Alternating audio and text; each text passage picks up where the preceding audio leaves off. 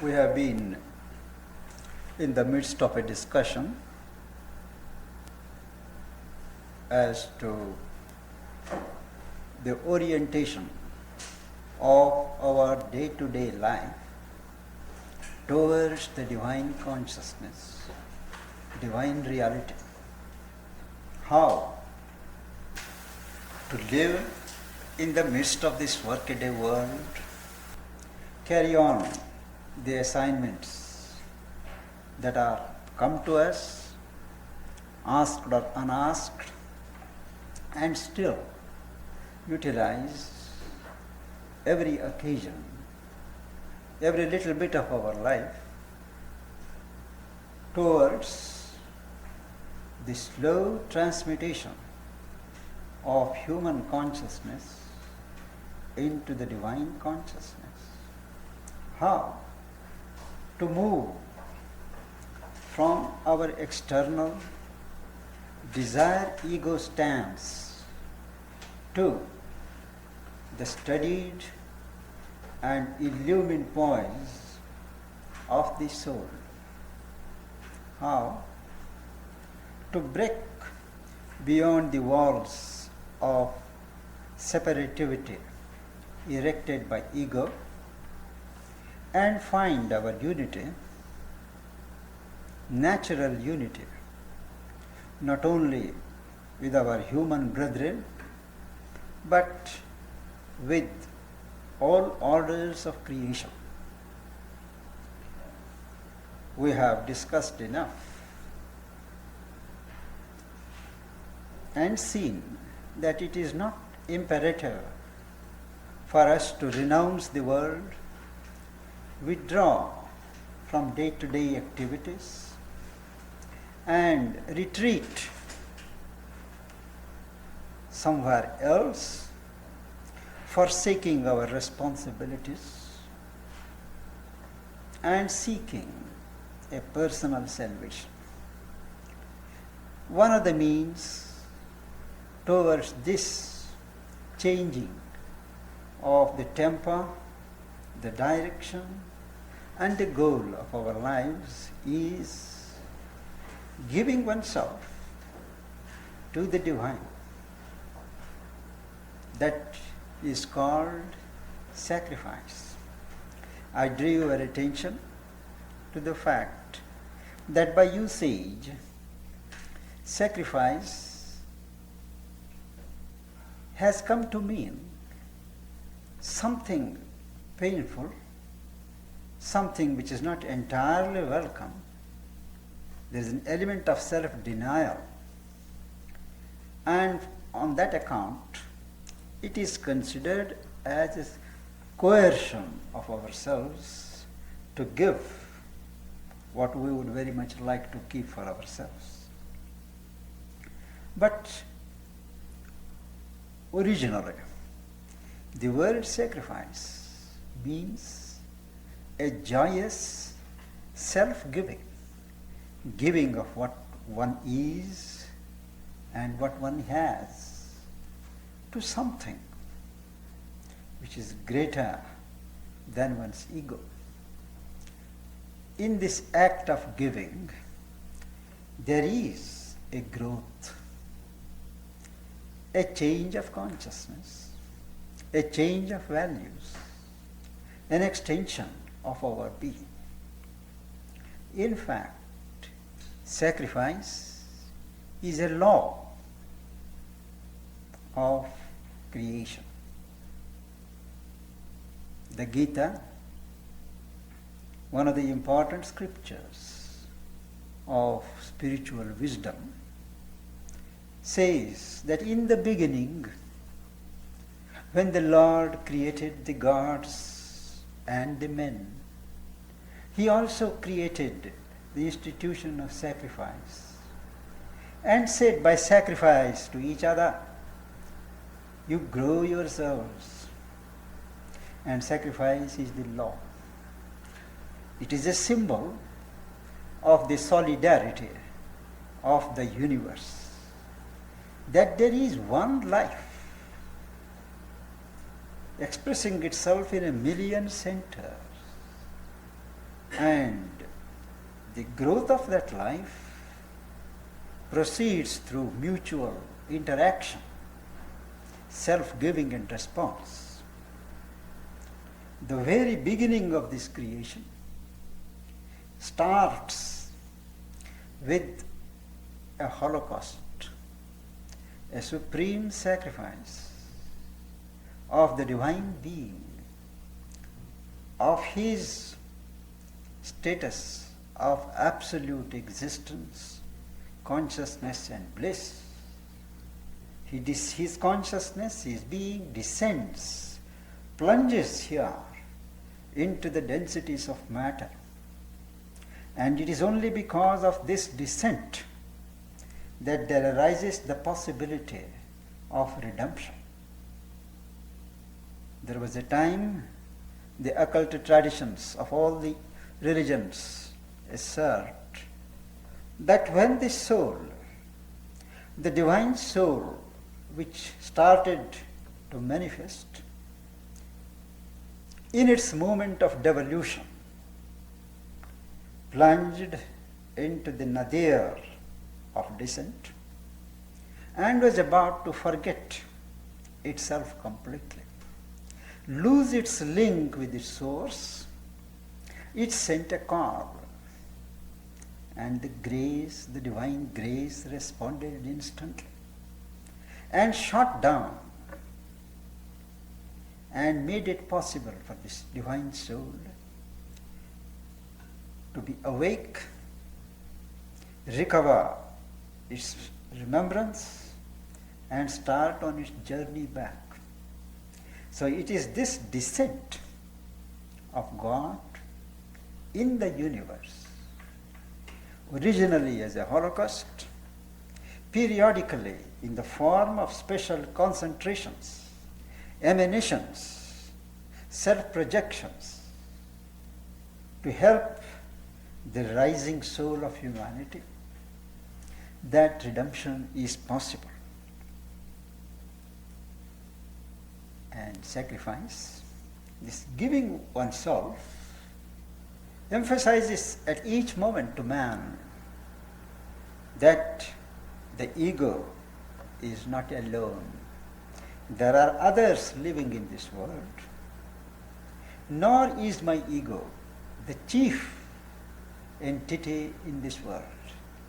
Normally, I conduct myself as if the entire world is there to feed, to support, to buttress my ego.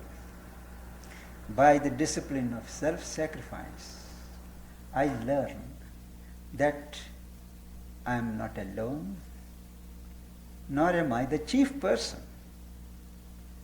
And sacrifice, whether I accept it or not, it is imposed on me by universal nature. I may not be conscious, but still I participate in this process of self-giving and receiving from the others. It is only when I give something of myself that it goes to others. Similarly, the others give themselves and I receive. It is this mutual self-giving and self-receiving, receiving from others, that keeps the wheel moving in the life of an ordinary man. This sacrifice is unconscious. I contribute not consciously, in spite of myself. As I grow in consciousness and knowledge, this sacrifice becomes conscious. I consciously impose on myself this sacrifice, giving of myself, my ideas, my feelings, my contributions, my very breath. And a stage comes when it becomes a joyous sacrifice. One likes to give oneself in joy. A patriot dying for his country. Persons laboring to establish certain high ideals a person jumping in the spot of danger to save somebody else. There is a vibration of joy. There is a divine vibration of self-giving. This is the highest type of sacrifice, where you do it consciously and with joy in it. After all, to whom do we sacrifice? It is to our own divine self that we give ourselves. We come to a stage when we realize that there is one divine self everywhere. And when I give, it is to that self which is posited in others and in myself. Even when we offer things to lesser powers, lesser gods, or to creatures around us, it is the Supreme Person, the Supreme Self, who receives the sacrifice, whether we are aware of it or not. And all true love and sacrifice is a contradiction by nature of our ego and its separative error. Wherever there is ego, it separates itself, myself and all the rest others. Sacrifice is a contrary movement, forced by nature, compelling me to recognize that we are all part of one reality. And I yield, something flows from me to others, even as it flows from others to me. And it is in this way that the souls turn from primary fragmentation to recover their original oneness. For you know, the one spirit, when it descended into matter, there was complete fragmentation. Each molecule, each atom, everything separate. It is only when this acme of complete separation and individualization was reached that the contrary process of association, agglutination, coming together started. And sacrifice is one of the main processes by which this fragmentation is corrected and the oneness is steadily recovered. In this recovery of oneness with all, there is first an association. We associate with others, and that is on a physical basis. We know we stand to gain by associating with others. That is a physical unity. And for mutual aid, mutual prosperity, it is with a certain utilitarian motive that we associate ourselves with others. As we grow in the mind, we begin to feel a certain sympathy. Even when I don't stand to gain something, still I feel a sympathy, a certain solidarity, and I do things for others. This is on the level of a mental, moral, and emotional unity, supported by the mind, and mind deriving a certain gratification in this unselfish, moving, flowing towards others. But the true unity is spiritual, where there is not only a mutual self-giving, but an interpenetration of the inner substance. Physical unity is in association for mutual help. Mental unity is out of certain sympathy, but spiritual unity is on the level of the self. Myself feels one with yourself. There is no external reason. I just feel that, and that is why world unity, unity of the universe, can come into being only when individuals awake to their spiritual self, practice spiritual life, and feel really one with others. There is a contact, a penetration of myself with yourself. And this unity is a concrete impact. One feels it. One doesn't need to hold hands. One feels one with the others when this unity is realized and founded on the level of the self. All these movements, hundreds of them all over the globe towards world unity, have not succeeded really in converting the mind of humanity towards acceptance of this truth of unity, because the approaches have been mainly mental. There are theories, there are philosophies, very good. But when it comes to the point of giving up something that I call myself, there is resistance, there is pressure. I remember I was responsible in a certain sense to start what is called Project Universal Man in my part of the world, in India. I felt, and some of my friends agreed, that our place is something unique in this sense that there are people from all parts of the world, from different races. They are all living there, forgetting practically from where they came, their distinctions.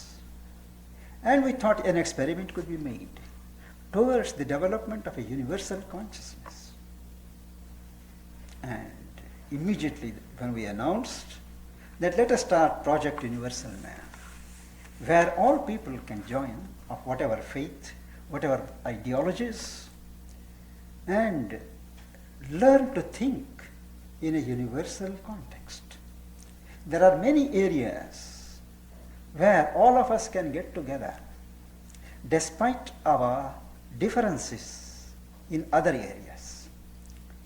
And they said yes, so we had spiritualists, we had religionists, we had communists, we had politicians, social leaders, all of them. And we drew up the memoranda, drew up the reports on what is to be done in the educational field, what is to be done in the field of labor, what is to be done in the field of social reconstruction. All these, we draw up beautiful reports, discussed, everybody agreed with everything. And then it came to a point of putting it into execution. So we said, there are certain orphanages where they need things. So let industrialist members undertake to supply certain things from their factories to the orphanage. Some teachers give free time to the school. Some, those who are not in a position to give in kind, let them give in cash. At that very first test, things failed. There was resistance. They said, you come tomorrow. Another man said, you come again, I am too busy. And at the first test of man having to give something of himself, all the mental convictions, theories failed. But this cannot happen if the approach is spiritual. It was there that I realized that unless I awake and make other people awake to their spiritual reality, take them to the level where sympathy and unity is natural, spontaneous, unity cannot be achieved. All that the other movements have done is to prepare a certain mental climate for the furtherance of this idea, so that the ideal may be actualized. We are going to have a certain discussion on this point next weekend at the World University. And I do hope more ideas will come up there, but this is only by the way.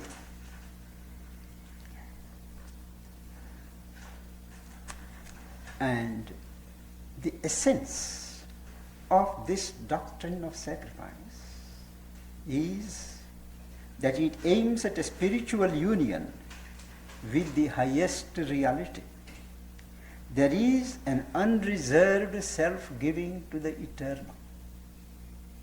Apparently you may give yourself to an institution, to the society, to circumstances. But if you are conscious that through that you are giving yourself to the eternal, that self-giving, that movement has a spiritual consequence. It is not a painful self-immolation. There are many religions, many ascetic traditions, both in the East and the West, who harp on self-immolation.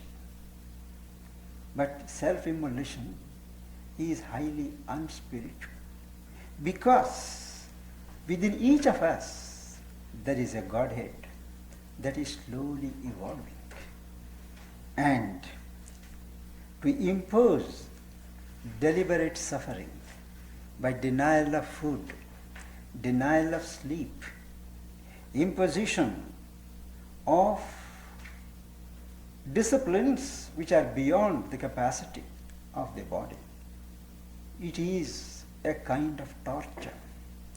Not only an insult, but a kind of painful torture imposed on the evolving Godhead within. This is described in the Gita as a titanic austerity.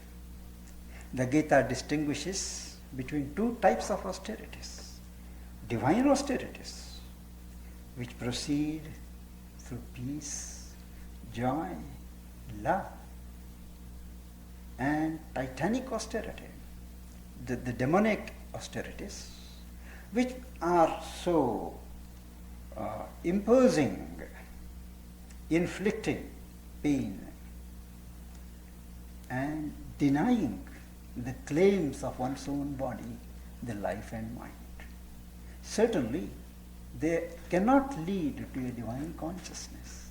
They can only suppress and kill the evolving spirit in man. That is not our way in the modern spiritual context.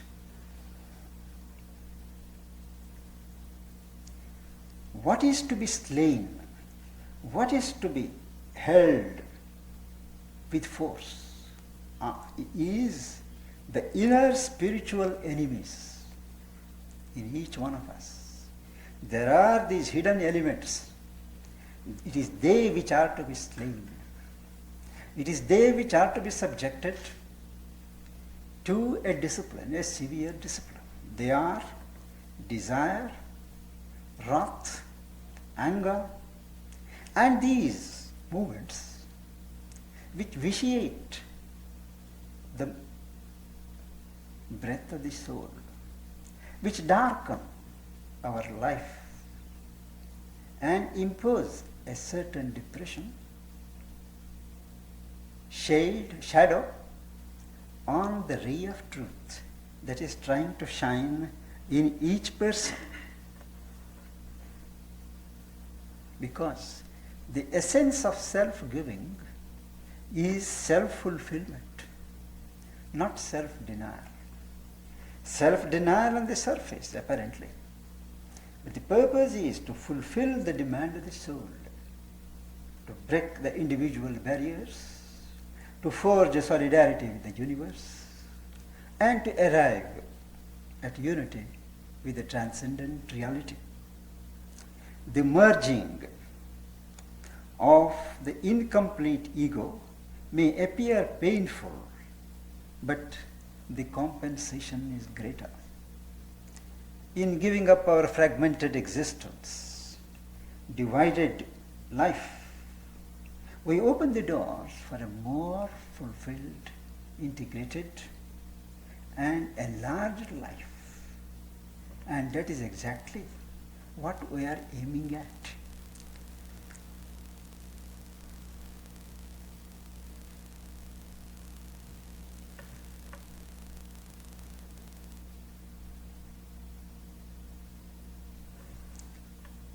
As I said, to whomsoever we offer our moments, our love, our service, it is the Supreme that receives us, even though rejected by the immediate recipient.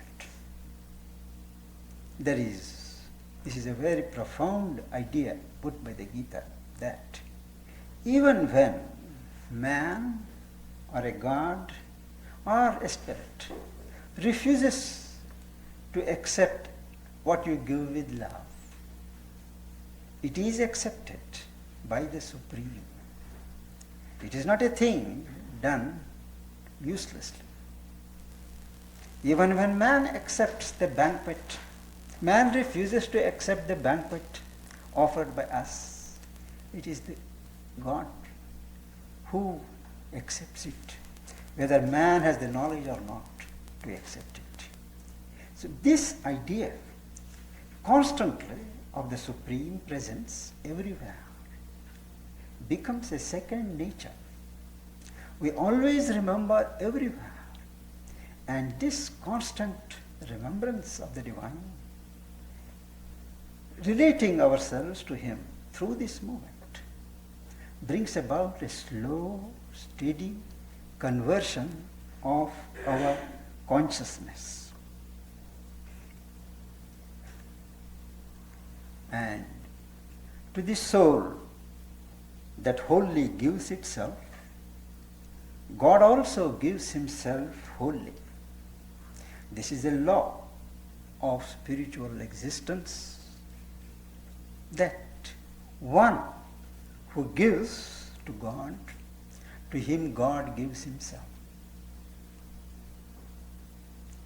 One never takes one step further in spiritual life uselessly. Every step taken is a step gained.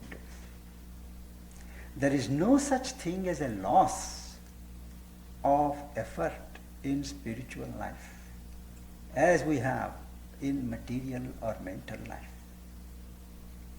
Every moment of consciousness forges a growth, creates certain grooves in which the next moment is going to turn.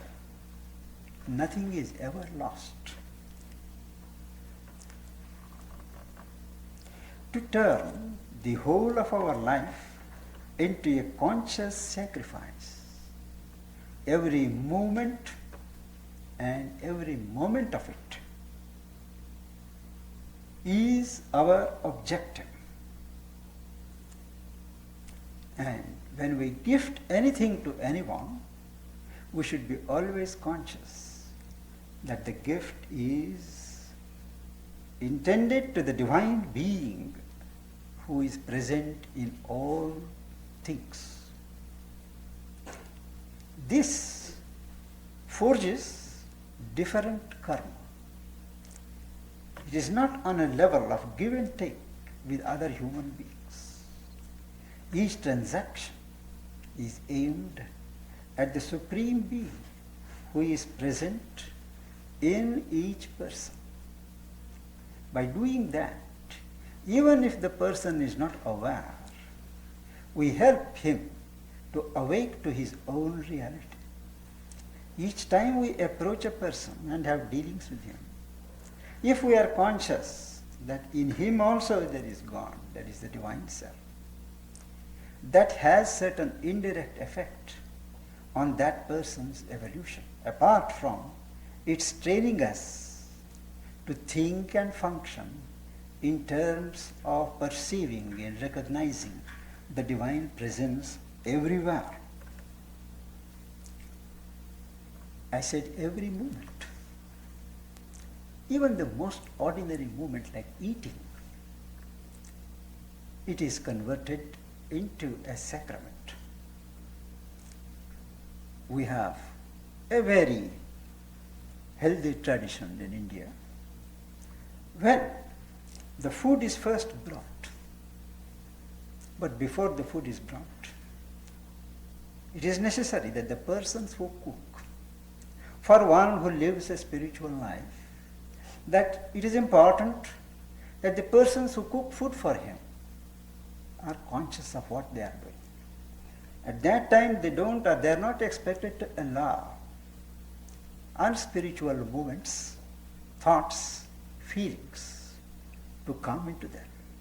They are in a prayerful mood, living at the height of their consciousness. And when they cook, they always have the feeling that they are cooking. That goes as a prayer to the Supreme. And when the food is brought, the person doesn't just eat it. He first offers his gratitude.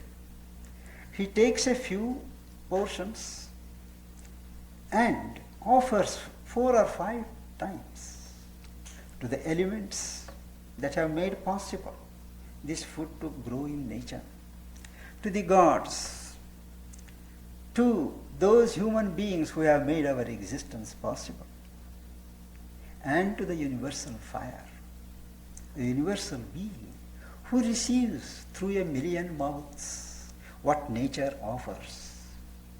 After that is done, one evokes the divine being in oneself and offers that food to that divine inhabitant. And then only it is as a living of grace that one eats the food.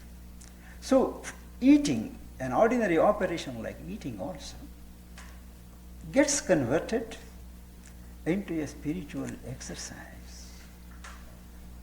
One does not, it is a rule that one does not talk while taking food, because one is expected to be conscious. And even as one eats, there is a certain part of the consciousness which follows it. If the body, with its own consciousness, says stop, the person must be aware enough to stop. So it is made an occasion to develop one's inner consciousness of the body, to see for oneself how far the element of desire, the element of greed is there, and to correct oneself. One may not express, but that leap of desire for a particular food, that is a thing which binds one, and that is corrected. That way, every part of our life can be made an occasion to progress, to increase the quantum of consciousness.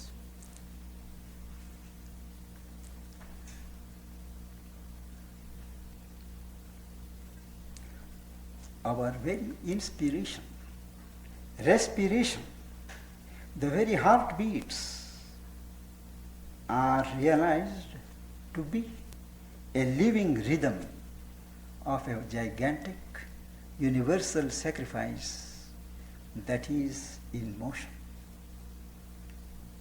There is a yoga which joins a mantra saying that he am I, or I am he, with the drawing in of breath and with the respiration of the breath.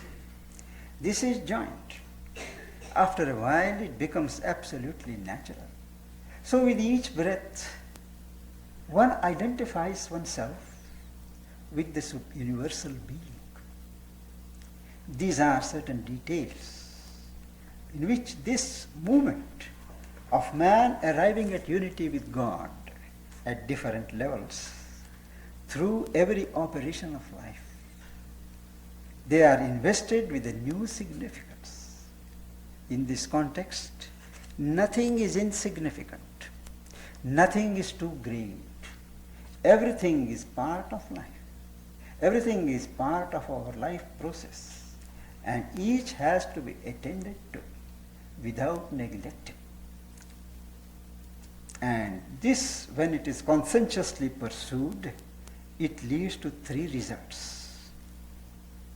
First, there is the highest possible devotion, love for God that develops when the constant attitude and remembrance of God, the divine, offering of oneself, seeing everything as a scene of the operations of the divine, that leads to an awakening of that sweetness, of that of adoration, devotion, and God love, leading to a growing sense of the divine in all things. The divine is not pictured or conceived as somewhere beyond, but in all things. The consecration is to the divine in the totality of existence. And this leads to a universal love for all. So though we start with sacrifice, giving of ourselves and our works to God, it melts ultimately into the way of love, where you begin to love not only the divine, but all creatures as embodiments of the divine presence. And this constant inward remembrance is based upon a certain liberating knowledge that the soul and the God, the divine being, are one, that we are moving towards the divine consciousness. This constant assertion and affirmation of a liberating knowledge leads to a happy remembrance of the divine. It is an enlightened remembrance, an illumined remembrance. And this, our active externalizing of it, leads to an intensification of the remembrance. It is not enough to know in our minds that there is one divine, the divine is manifest in the universe, we are part of it. It has to be translated and rendered in terms of our daily experience. This is what is called externalizing the knowledge that we have in the mind. And that leads to a unique identification.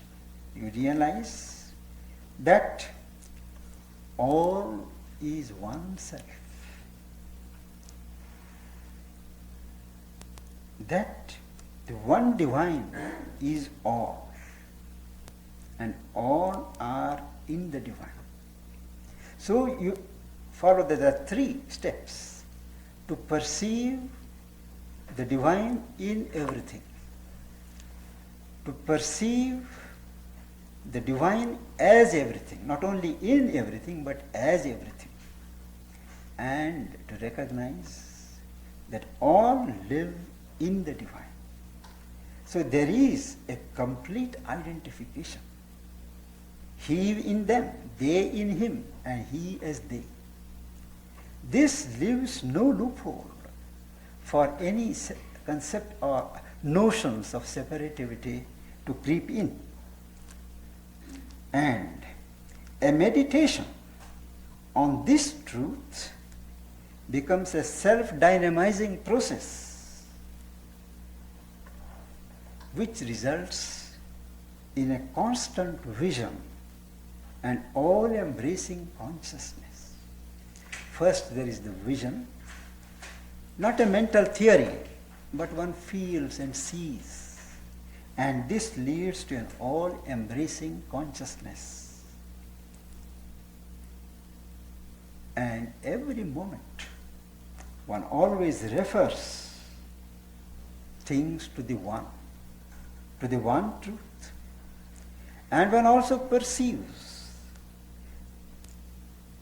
that there is one universal spirit that is at work everywhere in the universe.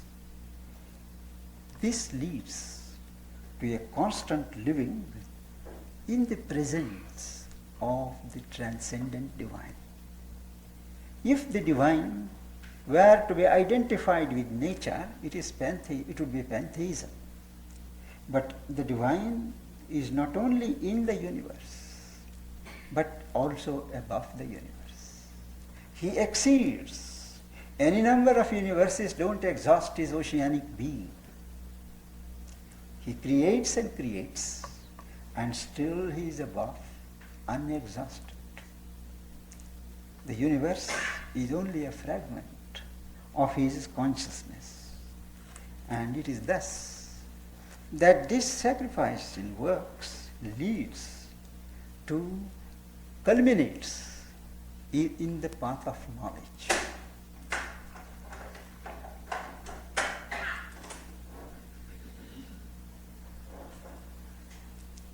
It goes without saying that in this process we renounce all inner supports of egoism.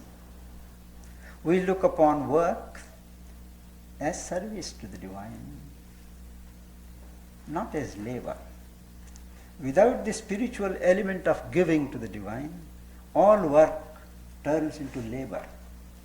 When you bring in this element of offering it with love, it becomes a sacrifice, it becomes a service by man of God, and it brings about a complete and integral change in man. And of this sacrifice, there are 3 steps. They are, first, the growth of something in us that brings us near to divine nature. As we start doing it regularly, something grows, which acts as a link, which acts as a leader, taking us nearer and nearer to the divine nature. The second step is we actually experience the presence of the divine in some form or other. And third is that this experience of the divine being is not one kind, but it is a multiple, many-sided experience. The divine reveals itself to each one according to his approach, according to the mold of his mind. And even to the same person, the divine reveals itself in many forms, in many ways, because he is manifold.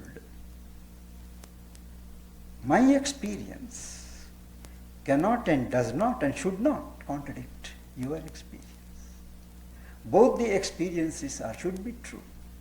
So we have to develop that charitable understanding, not of claiming any exclusiveness in our experience of the divine, but in recognizing the possibility that everyone has his own way of approaching, receiving, and experiencing the divine. This universality of outlook is a direct result of this constant offering of all that one has and does to the divine.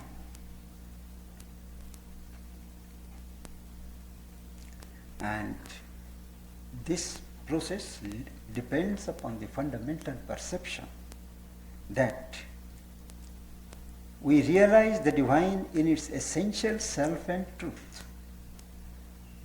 First, we have to realize the divine in himself, in its self, essential intrinsic nature, and then in life. Recognize that life is a manifestation of the self and spirit. This world, having been created, it is not left to itself. There is a constant regard, a helpful look of the eternal being on its multitudinous becomings. Each becoming, each thing that is progressing, changing, does what it does because there is a helpful look on it by the eternal. This changes the whole complexion of the problem of evil. When philosophers consider the problem of evil and pain in the world, they normally go on the supposition that the God is elsewhere and man is here, left to face the problem of life, suffering, pain. But in truth, it is the divine Godhead responsible for this creation. That divine is present in the world, and it is he who bears the brunt of suffering, the pain, through man, through every form and creature. It is a part of a process of becoming. We see the whole phenomena in a limited phase. Evil and pain have come with the growth of mind in man. Nobody says nature is evil because nature visits certain cataclysms. Nobody blames wild animals for killing others. It is their nature, we say. But it is only with the advent of man that this sense of moral evil, pain, suffering has developed. It is because man today is still in a stage of ignorance where he can't hold the truth in its entirety. He is having a piecemeal, limited, segmented view of things. And that is why everything strikes him painful. But as he grows in knowledge, as he moves from his self-division towards unity, this phenomenon of pain and evil will dissolve, and the intrinsic and the characteristic nature of the creative consciousness, which is bliss, will begin to be apparent.